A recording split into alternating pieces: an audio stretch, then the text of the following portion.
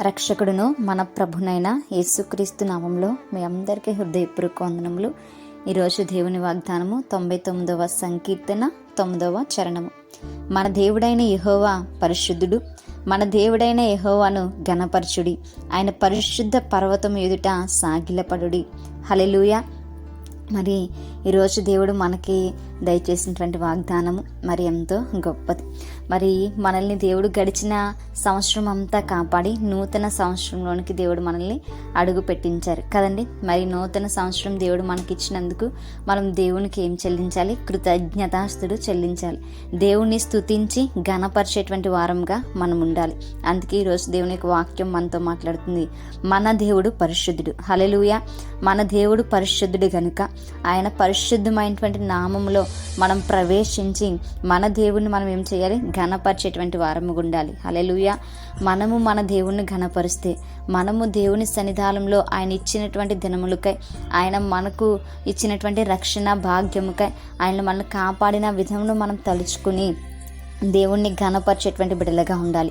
మనము దేవుని ఘనపరిచేటువంటి కుటుంబంగా మనం ఉంటే, మన కుటుంబము దేవుని ఘనపరిచేటువంటిదిగా ఉంటే, దేవుడు ఖచ్చితంగా మనల్ని జ్ఞాపకం చేసుకుని ఉన్నతమైనటువంటి స్థితిలోనికి మనల్ని నడిపించడానికైనా ఇష్టపడుతున్నటువంటి దేవుడు. మరి మనము ఈరోజు ఇట్టి రీతిగా ఉన్నాము అని అంటే ఆయన చూపినటువంటి కృప, ఆయన చూపినటువంటి వాత్సల్యత గనుక మనం ఎల్లప్పుడూ దేవుని పైన ఆధారపడి దేవుని ఘనపరిచి దేవుని హెచ్చించేటువంటి వారంగా ఉండాలి.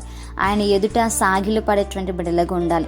ఈరోజు అనేక మంది ఇతరులు ఎదుట సాగిలు పడుతూ ఉంటారు, వారికి కావలసినటువంటి పనులు చేయించుకోవడం కొరకు. కానీ మనమైతే ఏం చేయాలంటే కృతజ్ఞతతో, పూర్ణ హృదయముతో, పూర్ణ ఆత్మతో మన దేవుని ఎదుట మనం సాగిలు పడినప్పుడు, మనము ఏ రీతిగా అయితే సాగిలు పడామో అది చూచినటువంటి మన దేవుడు, మన సర్వేశ్వరుడు మనల్ని దీవించడానికి ఇష్టపడుతూ ఉంటాడు.